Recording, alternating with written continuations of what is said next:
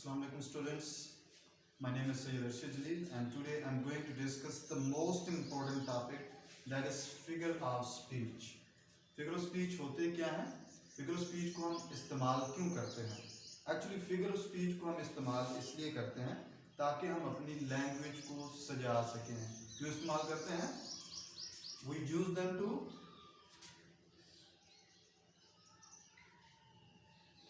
decorate our language.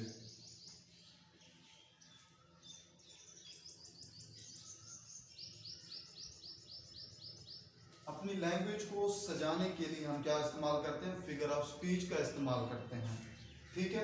Figure of speech actually एक figurative language होती है जो कि हमें ये क्या करती है, मेंटली पिक्चर ड्रा करने में मदद करती है. जो भी आइडियाज, जो भी मैसेजेस हों, उनका एक मेंटली पिक्चर ड्रा हो जाता है जिसके ज़रिए हमारे आइडियाज़, हमारे फीलिंग्स, हमारे मैसेजेस और हमारे इमोशंस जो हैं वो दूसरों तक एक अच्छे तरीके से और मोर क्लियर होकर वो दूसरों तक पहुंच जाते हैं. ठीक है. इसके अलावा ये जो है फिगर ऑफ स्पीच जो है हमारी राइटिंग को क्या करता है, मोर इंटरेस्टिंग और मोर ड्रामेटिक बना देता है. ठीक है. ये होते हैं फिगर ऑफ स्पीच. अच्छा, उसके अलावा हम क्या करते हैं कि कोई भी वर्ड जो भी होता है हम उसके दो तरह से मीनिंग निकालते हैं. फर्ज करें कोई भी वर्ड हो, हम उसके किस तरह से मीनिंग निकालते हैं? दो तरह से. एक उसका लिटरल मीनिंग होता है, एक उसका फिगरेटिव मीनिंग होता है. अब लिटरल मीनिंग में क्या होता है? लिटरल मीनिंग जो उस वर्ड का डिक्शनरी मीनिंग होगा उसको हम देखेंगे कि वो हमारा लिटरल मीनिंग होगा. फिगरेटिव मीनिंग क्या होता कि जो मेंटली पिक्चर ड्रा हो जाएगी हमारे माइंड के अंदर किसी भी आइडिया की, किसी भी मैसेज की या जो भी बात हो रही है उसकी, जो ही उसकी एक मेंटली पिक्चर ड्रा हो जाएगी तो वो उस वर्ड का क्या हो जाएगा, फिगरेटिव मीनिंग हो जाएगा. अब मिसाल देकर मैं वाज़ेह करता हूँ. मैं कहता हूँ जी, अनीस रैन वेरी फास्ट. मैं कहता हूँ कि अनीस जो है वो बहुत तेजी से दौड़ा. किसमें? In the race. Anees ran very fast in the race, कि अनीस जो है एक रेस में बहुत तेजी से दौड़ा. अब इसमें देखें कि अनीस जो है, अब इस फिक्र का इतना इफेक्ट नहीं होगा हम पर और ना इतना इम्पैक्ट होगा और ना इन्फ्लुएंस करेगा किसी पर. ये उसका क्या हो गया, एक डिक्शनरी मीनिंग हो गया उस वर्ड का. अब मैं कहूँगा कि अनीस रैन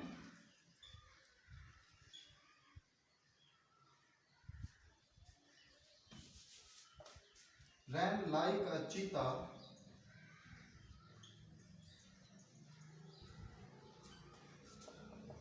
in the race.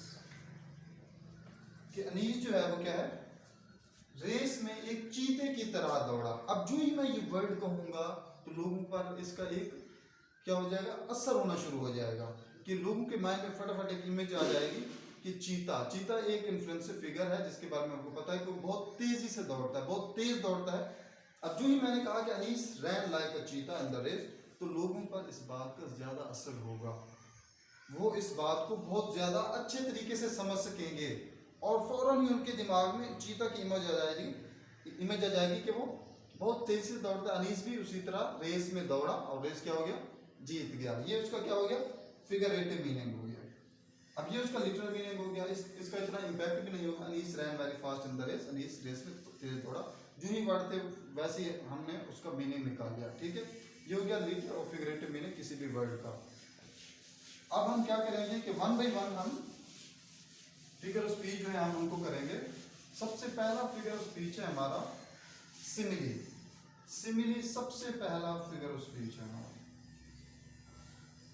सिमिली सबसे पहले आपको पता होना चाहिए सिमिली होता क्या. सिमिली हमें पता है, उर्दू में हम इसे तशबीह कहते हैं. ठीक है. सिमिली एक्चुअली क्या होता है कि दो मुख्तलिफ चीज़ों के दरमियान हम कंपैरिजन कराते हैं. क्यों कराते हैं? एक कॉमन क्वालिटी होती है उनमें. अब देखिए इसकी डेफिनेशन के 3 स्टेप मैं आपको बना देता हूँ ताकि आपको क्लियर हो जाएगा. पहला स्टेप मैंने क्या बताया कि हम कंपैरिजन कराते हैं किसके दरमियान, दो मुख्तलिफ चीज़ों के दरमियान हम एक कंपैरिजन कराते हैं. किसके दरमियान? Two different things.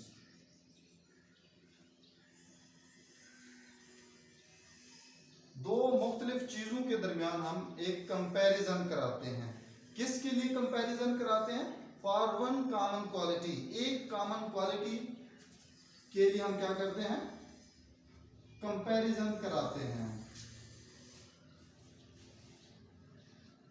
और इसका तीसरा स्टेप क्या होगा कि हम जब कंपेयर कराते हैं तो कंपैरिजन डिवाइस इस्तेमाल करते हैं। वो क्या है? हमारे पास एज और लाइक का इस्तेमाल है, use of as and like. ठीक है, ये कंपैरिजन वर्ड जो है इनको इस्तेमाल करके, कंपैरिजन वर्ड को इस्तेमाल करके हम क्या कराते हैं? दो मुख्तलिफ चीजों के दरमियान कंपैरिजन कराते हैं। अब देखिए मिसाल के तौर पर मैं आपको मिसाल नहीं, मैं आपको ये क्लियर बता दूंगा। देखें हमारे पास मिसाल है,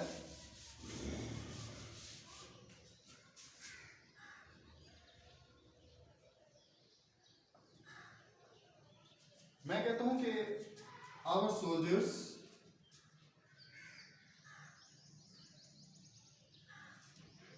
are as brave as lion. Definition का पहला स्टेप क्या था कि हम क्या करेंगे? दो मुख्तलिफ चीजों के दरमियान कंपैरिजन करेंगे। इधर देखें कि हमारे पास जो कंपैरिजन दो चीजें वो देखें कौन सी हैं। एक तो हमारे सोल्जर्स हैं, दूसरे क्या हैं? लायन है। हम अपने सोल्जर्स को एक लायन के साथ, एक शेर के साथ कंपेयर करा रहे हैं। अब देखिए कि हमने कहा था कि दो मुख्तलिफ चीजें होंगी। अब देखिए सोल्जर्स जो क्या है वो एक ह्यूमन बीइंग है और लायन क्या है? एक एनिमल है। डेफिनेशन का पहला स्टेप पूरा हो गया कि दो मुख्तलिफ चीजें होंगी। ह्यूमन बीइंग को एनिमल्स के साथ, जानवर के साथ हम क्या कर रहे हैं? कंपेयर करा रहे हैं। और हमने क्या, डेफिनेशन का दूसरा स्टेप था कि उनमें एक कॉमन क्वालिटी होगी। उस कॉमन क्वालिटी की वजह से ही हम इन दोनों को कंपेयर करा रहे होंगे। इधर देखिए इनमें कॉमन क्वालिटी क्या है? क्या है कि वो ब्रेवरी को हम क्या कर रहे हैं? यानी इसमें हमारी कॉमन क्वालिटी क्या हो जाएगी? ब्रेवरी। यानी कि हम ब्रेवरी की ही वजह से हम इन दोनों को क्या करा रहे हैं?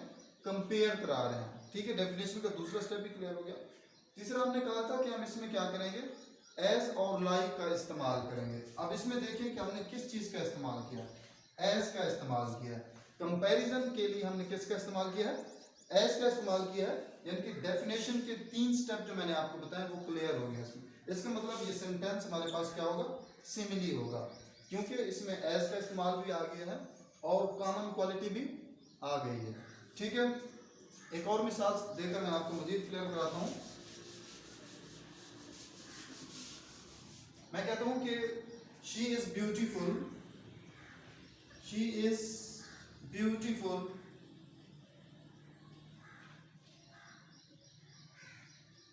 Like a moon. अब इसमें देखिए सिमिली क्या होगी हमारे पास? लाइक अ मून हमारे पास, यानी कि क्लियर कर रहा है कि हमारे पास फिक्रा क्या है? सिमिली है, लाइक का इस्तेमाल कर। अब डेफिनेशन का मैंने आपको क्लियर एक स्टेप बाय स्टेप इसकी डेफिनेशन बताई है ताकि आपको क्लियर हो जाए। अब इसमें देखिए हमने कहा पहला स्टेप क्या था कि दो मुख्तलिफ चीजों के दरमियान हम कंपैरिजन करेंगे। अब इसमें देखिए कि दो मुख्तलिफ चीजें क्या हैं? हम एक लड़की का कंपैरिजन करा रहे हैं चांद के साथ, जो कि एक नॉन लिविंग थिंग है। यानी कि हम एक लिविंग थिंग का कंपेयर एक नॉन लिविंग थिंग के साथ करा रहे हैं। ये हमारी डेफिनेशन का पहला स्टेप क्लियर हो गया कि दो मुख्तलिफ चीजों के दरमियान हमने कंपैरिजन कराना था। दूसरा स्टेप क्या था कि उनमें एक कॉमन क्वालिटी होगी जिसकी वजह से हम उन दोनों को कंपेयर करा रहे हैं। अब इसमें कॉमन क्वालिटी क्या है? यानी कि ब्यूटी की वजह से हम इन दोनों को क्या करा रहे हैं? कंपैरिजन। ये भी स्टेप हमारा क्लियर हो गया। तीसरा इस्तेमाल था हमारा लाइक और एज का इस्तेमाल हमने कहा था करेंगे। अब इसमें देखिए लाइक और एज का, लाइक का हमने इस्तेमाल कर दिया, कंपेरेटिव जो वर्ड थे उनमें से हमने किसका इस्तेमाल किया? लाइक का। यानी कि डेफिनेशन के तीनों स्टेप क्लियर हो गया हमारे पास। ठीक है, ये यानी कि ये फिक्र हमारे पास क्या हो जाएगा? ये भी सिमिली ही हो जाएगा। अच्छा अब देखिए कि कंपैरिजन और सिमिली में भी फर्क होता है। अब मैं ये वाज़ेह करना चाहता हूँ कि कैसे फर्क होता है कंपैरिजन में और सिमिली में। कंपैरिजन में ही हम क्या करते हैं?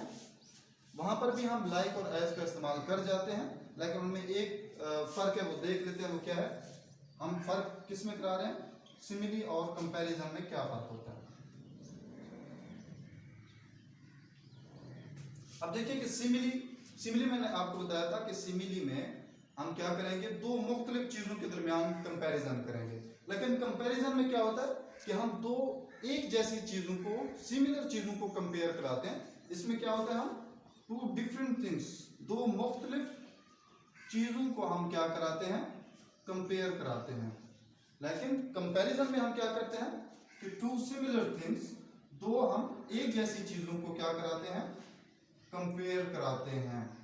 अब मिसाल से आप लोगों को ये बात मजीद क्लियर हो जाएगी कि देखें, मिसाल के तौर पर मैं कहता हूं,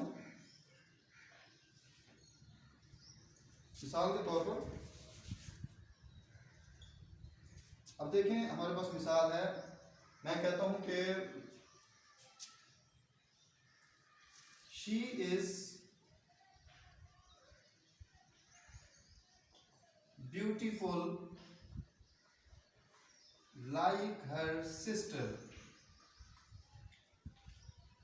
कि वो जो है अपनी बहन की तरह खूबसूरत है। अब मैंने क्या कहा था कि सिमिली में हम दो मुख्तलिफ चीजों का कंपेयर कराते हैं, लेकिन कंपैरिजन में हम दो एक जैसी चीजों का कंपेयर कराते हैं। अब देखें, इसमें देखें कि जो हम चीजें कंपेयर करा रहे हैं उनको देखें, हम एक लड़की का यानी कि उसकी बहन से कंपेयर करा रहे हैं, यानी कि दोनों क्या है, एक ही जैसी चीजें, दोनों लड़कियां हैं, दोनों लिविंग थिंग्स हैं। अब इसमें भी हमने क्या कर दिया, लाइक का इस्तेमाल कर दिया, इसमें भी एक कॉमन क्वालिटी ही आ गई है। लेकिन बाज स्टूडेंट्स गलती कर जाते हैं, यहाँ पर लाइक को देखकर वो क्या करते हैं, समझ लेते हैं कि ये सिमिली है, लेकिन ये सिमिली नहीं होगी, ये कंपैरिजन होगा। क्यों कंपैरिजन होगा, क्योंकि हमने कहा है कि कंपैरिजन में हम दो सिमिलर चीजों के दरमियान कंपेयर कराते हैं। अब देखिए, एक लड़की का दूसरी लड़की के साथ हमने कंपेयर कराया, लेकिन वहां पर हमने लाइक का भी इस्तेमाल कर दिया। तो इसका मतलब क्या हो गया कि ये फिक्रा हमारे पास कंपैरिजन होगा, लेकिन सिमिली नहीं होगा। क्यों, क्योंकि हम यहाँ पर एक जैसी चीजों को कंपेयर करा रहे हैं। और इसमें कोई मसला नहीं, क्योंकि इसमें लाइक का भी इस्तेमाल है कि स्टूडेंट गलती कर जाते हैं कि ये तो सिमिली हो जाएगी, लेकिन सिमिली नहीं होगी, बल्कि क्या होगा, कंपैरिजन होगा। ठीक है, क्योंकि हमने दो सिमिलर चीजों के दरमियान कंपेयर कराया है। ठीक है, ये हमारा था सिमिली, पहला फिगर ऑफ स्पीच। इससे नेक्स्ट फिगर ऑफ स्पीच है हमारा मेटाफोर।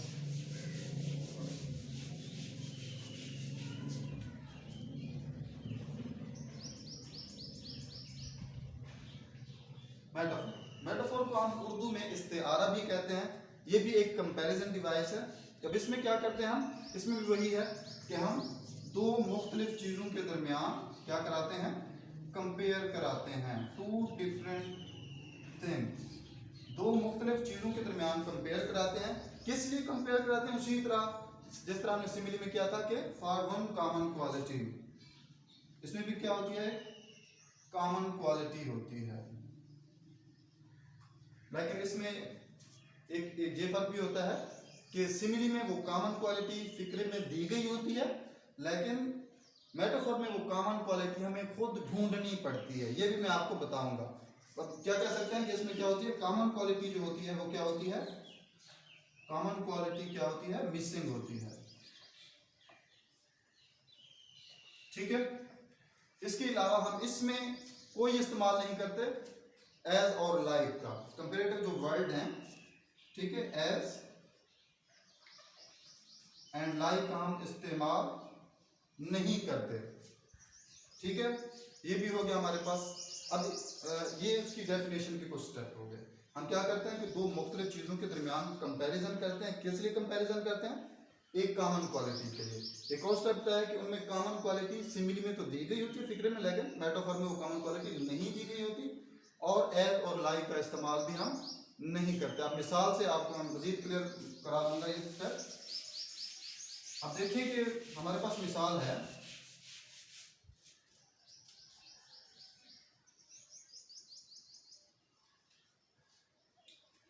मिसाल के तौर पर मैं कहता हूं कि ही इज अ लायन। ही यानी कि वो एक लड़का जो है वो क्या है, एक शेर है। डेफिनेशन का पहला स्टेप क्या था कि दो मुख्तलिफ चीजें होंगी। अब इसमें देखें, एक लड़के को एक शेर के साथ हम कंपेयर करा रहे हैं। लड़का एक ह्यूमन बीइंग है, शेर एक एनिमल है, दो मुख्तलिफ चीजें हो गई। दूसरा क्या था कि हमने कहा था कि उसमें हम एज और लाइक का इस्तेमाल नहीं करेंगे। अब इधर देखें इस फिक्रे में कहीं पर एज और लाइक का इस्तेमाल है नहीं है।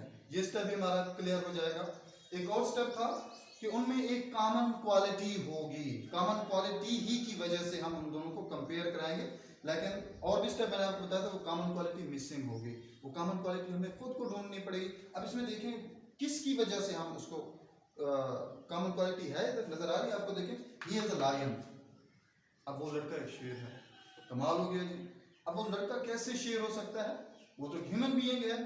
अब शेर क्यों कहा, उस कॉमन क्वालिटी जो कि हिडन है उसकी वजह से हमने उसको शेर कहा। अब लायन के बारे में, लायन का जो ही नाम आता है तो आपके दिमाग में एक इमेज आ जाती है कि लायन क्या है, ब्रेवरी, अपनी बहादुरी की वजह से मशहूर होते हैं। अब उस लड़के को शेर कहने का मकसद क्या है कि लड़का शेर तो नहीं है लेकिन क्या है, शेर की तरह बहादुर है। अब मैंने यहाँ पर की तरह इस्तेमाल कर दिया, इस वजह से इस मेटाफर को कंप्रेस्ड या कंडेंस्ड सिमिली भी कहते हैं। मेटाफर को क्या कहते हैं, कंप्रेस्ड सिमिली भी कहते हैं। इसमें क्या होती है, हमारे पास क्वालिटी जो होती है हिडन होती है, वो हमें खुद ढूंढना पड़ती है। ठीक है, ये भी क्या है, कंपैरिजन डिवाइस है मेटाफर। एक और एग्जांपल से मैं आपको क्लियर कराता हूं कि मैं कहता हूं कि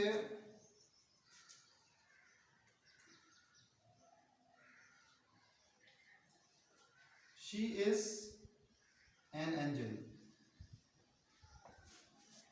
कि वो लड़की जो है एक फरिश्ता है। अब लड़की कैसे फरिश्ता हो सकती है, फरिश्ता एक नूरानी मखलूक है और लड़की एक ह्यूमन बीइंग है।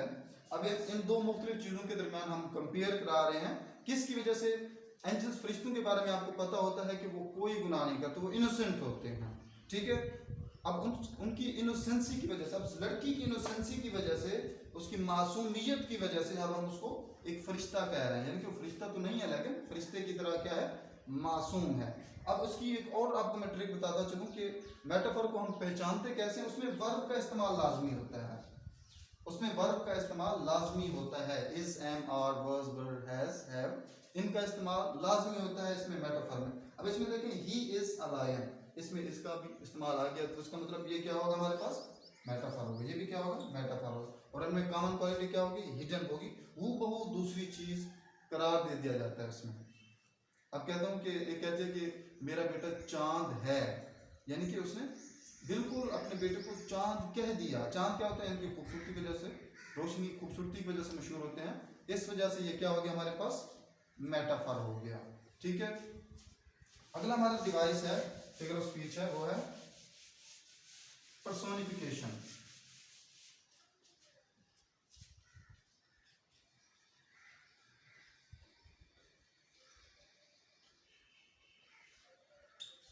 पर्सोनिफिकेशन में क्या होता है कि हम ह्यूमन क्वालिटीज जो है, ह्यूमन कैरेक्टरिस्टिक्स जो है, हम नॉन लिविंग थिंग्स को दे देते हैं। क्या करते हैं कि ह्यूमन की जो क्या होती हैं क्वालिटीज जो होती हैं, are given to non living things, कि ह्यूमन की कुछ ट्रेट्स जो होते हैं, जो खुसूसियात होती हैं, हम क्या कर देते हैं, कुछ नॉन लिविंग चीज़ों को दे देते हैं। हमारे क्या खुसूसियत, क्या हमारे इमोशंस, हमारे डिज़ायर्स, हमारे सेंटिमेंट्स और हमारे जेस्चर्स जो हैं, ये हमारी क्वालिटीज़ हम किसको दे देते हैं, नॉन लिविंग थिंग्स को दे देते हैं। अब मिसाल के तौर पर मैं फिक्रा कहता हूँ कि the sun is smiling at us, कि सूरज जो है हम पर हंस रहा है। अब इसमें देखें कि सूरज एक नॉन लिविंग थिंग है। अब स्माइलिंग किसकी कैरेक्टरिस्टिक है, स्माइलिंग जो है वो एक ह्यूमन बीइंग की कैरेक्टरिस्टिक्स है। मुस्कुराना एक किसकी है, इंसानों की एक खसूसियत है। अब डेफिनेशन में क्या था कि हम ह्यूमन क्वालिटीज किसको दे देते हैं, नॉन लिविंग थिंग्स को दे देते हैं। अब इसमें देखिए सूरज एक नॉन लिविंग थिंग है, स्माइलिंग एक इंसानों की खसूसियत है, और इंसानों की वो क्वालिटी जो है हमने किसको दे दी है, सूरज को दे दिया। यानी कि डेफिनेशन की जो हमारे पार्ट है वो क्लियर हो गया है।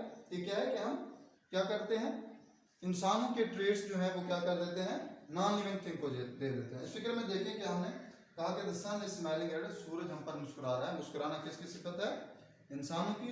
और वो जब हमने नॉन लिविंग थिंग्स को दे दी तो हमारा क्या बन जाएगा, पर्सोनिफिकेशन बन जाएगा। ठीक है, अब एक और एग्जांपल से मैं कहता हूँ कि फ्लावर्स नोडेड,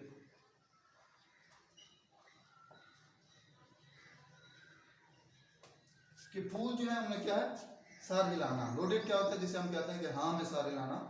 सारी लाना किसकी खूबसूरत होती है, ह्यूमन बीइंग की खूबसूरत होती है। तो इसका मतलब ये फ्रेज भी हमारे पास क्या हो जाएगा, पर्सोनिफिकेशन हो जाएगा। ठीक है, ये था हमारे पास पर्सोनिफिकेशन। उम्मीद है आपको समझ आ गई होगी।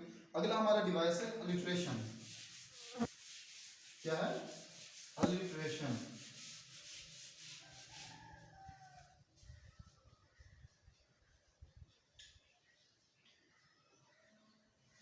अलिट्रेशन क्या होती है कि repetition of the same consonant sound in the words, phrases और सेंटेंसेस। ठीक है, किसी भी वर्ड में वर्ड वो कंटिन्यूअस यानी कि एक दूसरे के बाद भी आ सकते हैं या थोड़े वक्फे के बाद भी आ सकते हैं। उनमें एक कॉन्सोनेंट साउंड की रेपिटेशन को हम क्या कहते हैं, अलिट्रेशन कहते हैं। क्या होती है हमारे पास, repetition of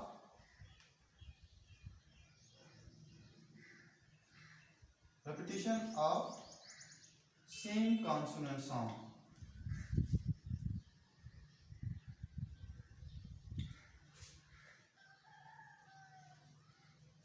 in the beginning